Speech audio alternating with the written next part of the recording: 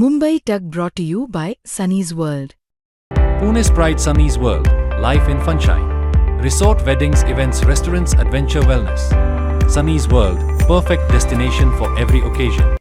पुढचे काही दिवस उकाड्यापासून सुटका होऊन काहीसा दिलासा मिळण्याची शक्यता आहे। याला कारण येत आहे कारण अरबी समुद्रामध्ये कमी दाबाचं क्षेत्र तयार झालेलं आहे, सायक्लोनिक सर्क्युलेशन तयार झालेलं आहे आणि त्याचा परिणाम म्हणून पुढचे काही दिवस महाराष्ट्रातल्या काही भागांमध्ये पावसाची स्थिती असणार आहे। म्हणजे वातावरणात मोठ्या प्रमाणात बदल होणार असल्याचं बघायला मिळणार आहे।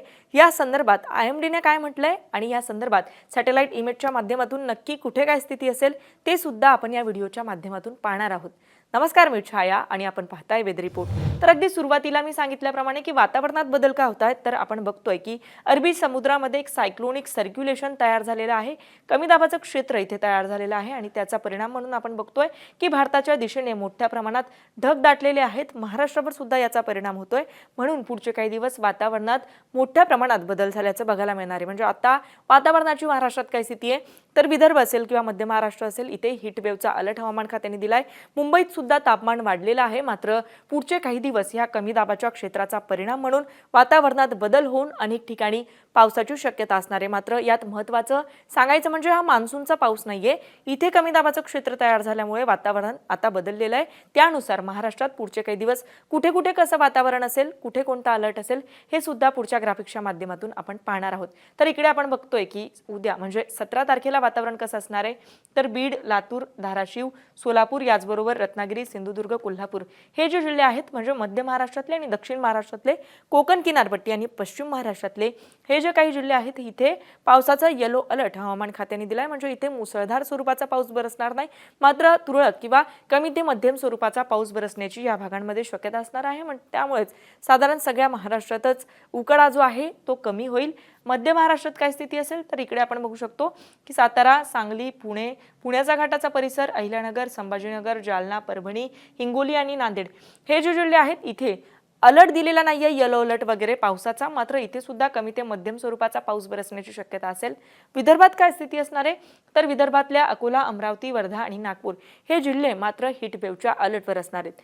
18 तारखेची काय स्थिती असेल, तर 18 तारखेलाही महाराष्ट्रातल्या अनेक भागांमध्ये वातावरणात बदल असल्याचं आपण बघतोय। अकोला, अमरावती, वर्धा, नागपूर याचबरोबर चंद्रपूर विदर्भातल्या ह्या जिल्ह्यांमध्ये 18 तारखेला सुद्धा हीट वेव्हचा अलर्ट हा जो आहे तो कायम असेल। मात्र नांदेड, लातूर आणि धाराशिव इथे मात्र पावसाचा अलर्ट असल्याचं बघायला मिळतंय। उर्वरित महाराष्ट्रातल्या इतर ठिकाणी सुद्धा पावसाची शक्यता असणार आहे। त्यामध्ये हिंगोली, परभणी, जालना, संभाजीनगर, अहिल्यानगर, बीड, ठाणे, पुणे, रायगड, रत्नागिरी, सिंधुदुर्ग, सांगली, सातारा, कोल्हापूर, सोलापूर, पुणे हा जो असा सगळा भाग आहे, इथे पावसाची शक्यता असणार आहे। ह्याच्या पुढच्या दिवशी म्हणजे 19 तारखेची काय स्थिती असेल, तर 19 तारखेला पावसाचा जो धोका आहे किंवा पावसाची जी स्थिती आहे ती कमी असणार आहे। म्हणजे रायगड, रत्नागिरी आणि सिंधुदुर्ग हे 3 जिल्हे जर सोडले तर उर्वरित महाराष्ट्रातल्या कुठेही पावसाची कोणतीही स्थिती नसणार आहे। म्हणजे परत उकाडा निर्माण होण्याची चिन्हे दिसतात। अकोला, अमरावती, वर्धा, नागपूर आणि चंद्रपूर या भागांमध्ये मात्र इथून पुढच्या तिसऱ्या दिवशी म्हणजे 19 तारखेलाही हीट वेव्हचा अलर्ट हवामान खात्याने दिला आहे। 20 तारखेला काय स्थिती असेल, तर 20 तारखेलाही अकोला, अमरावती, नागपूर, वर्धा आणि चंद्रपूर या भागांमध्ये हीट वेव्हचा येलो अलर्ट हवामान खात्याकडून देण्यात आलाय।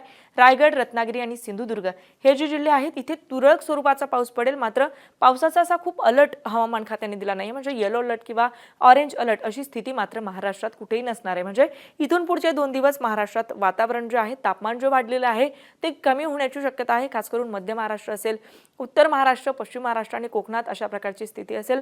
विदर्भात मात्र उकाडा जो आहे तो कायम असणार आहे। म्हणजे हीट वेव्हचा अलर्ट पुढचे सलग 4 दिवस असणार असल्याचं हवामान खात्याने म्हटलंय। तर अशा पद्धतीचं वातावरण पुढचे काही दिवस असेल, त्यामुळे सतर्क राहा, काळजी घ्या आणि तुमच्या भागात आता वातावरण कसं आहे तेही आम्हाला कमेंट करून नक्की कळवा। अशाच माहितीपूर्ण व्हिडिओसाठी, वातावरणाच्या अपडेटसाठी पाहत रहा मुंबई तक। धन्यवाद।